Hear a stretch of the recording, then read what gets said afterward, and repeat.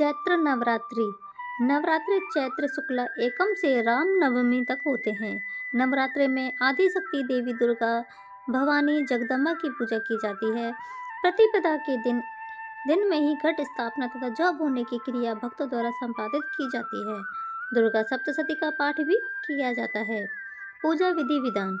एक पट्टे पर लाल कपड़ा बिछाकर देवी जी की मूर्ति रखें तथा एक छोटे ताम्र कलश लेकर उस पर श्रीफल पर मूली लपेटकर उसे कलश पर स्थापित कर कलश में शुद्ध जल भरकर चारों ओर 5 आम के पत्ते लगाकर मध्य में श्रीफल को रखें। कलश की पूजा करते हुए 9 दिन तक देवी जी की पूजा करें।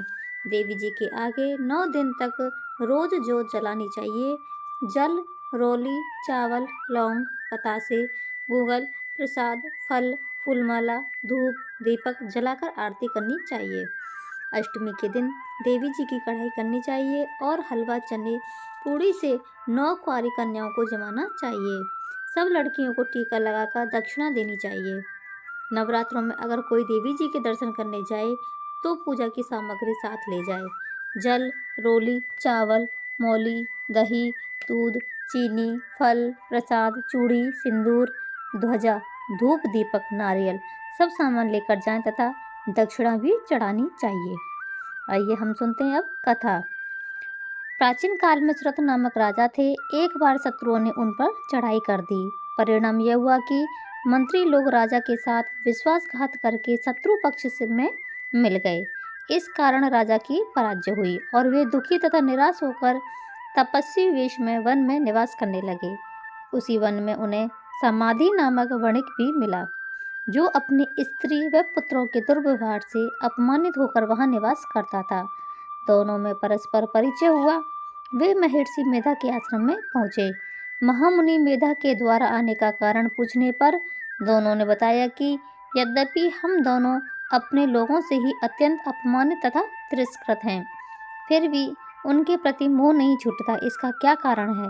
महर्षि मेधा ने बताया कि मन शक्ति के अधीन होता है। आदि शक्ति भगवती के 2 रूप हैं, विद्या और अविद्या। प्रथम ज्ञान स्वरूप है तथा दूसरी अज्ञान स्वरूपा। जो मनुष्य अविद्या के आदि कारण रूप में उपासना करते हैं, उन्हें वे विद्या स्वरूपा प्राप्त होकर मोक्ष प्रदान करती हैं। राजा सुरथ ने पूछा, देवी कौन है? उनका जन्म कैसे हुआ? महामुनि बोले, राजन, आप जिस देवी के विषय में प्रश्न कर रहे हैं वह नित्य स्वरूपा तथा विश्वव्यापिनी है। उसके प्रादुर्भाव के कई प्रकार हैं। कल्पांत के समय महाप्रलय होती है। उसी समय जब विष्णु भगवान क्षीर सागर में अनंत शैया पर शयन कर रहे थे, तभी उनके दोनों कर्ण कुहरों से 2 दैत्य मधु और कैटव उत्पन्न हुए। धरती पर चरण रखते ही वे दोनों विष्णु की नाभि कमल से उत्पन्न होने वाले ब्रह्मा को मारने दौड़े। उनके इस भयानक रूप को देखकर ब्रह्मा जी ने अनुमान लगाया कि विष्णु के सिवा मेरी कोई शरण नहीं है, किंतु भगवान इस समय सो रहे थे। तब उन्होंने विष्णु भगवान को जगाने हेतु उनके नयनों में निवास करने वाली योग निद्रा की स्तुति की। परिणाम था तमोगुण अधिष्ठात्री देवी विष्णु भगवान के नेत्र, नासिका, मुख तथा हृदय से निकलकर ब्रह्मा के सामने खड़ी हो गई। योग निद्रा के निकलते ही भगवान विष्णु जाग उठे। भगवान विष्णु तथा उन राक्षसों में 5000 वर्षों तक युद्ध चलता रहा। अंत में वे दोनों भगवान विष्णु द्वारा मारे गए। ऋषि बोले, अब ब्रह्मा जी की स्तुति से उत्पन्न महामाया देवी की वीरता सुनो। एक बार देवताओं के स्वामी इंद्र तथा दैत्यों के स्वामी महिषासुर में सैकड़ों वर्षों तक घनघोर संग्राम हुआ। इस युद्ध में देवराज इंद्र की पराजय हुई। महिषासुर इंद्रलोक का स्वामी बन बैठा। तब हारे हुए देवगण ब्रह्मा जी को आगे करके भगवान शंकर तथा विष्णु के पास गए। देवताओं की इस निराशापूर्ण बातों को सुनकर भगवान विष्णु तथा शंकर को महान क्रोध आया। भगवान विष्णु के मुख तथा ब्रह्मा, शिव, इंद्र आदि के शरीर से एक पूंजीभूत तेज निकला, जिससे सभी दिशाएं जलने लगी।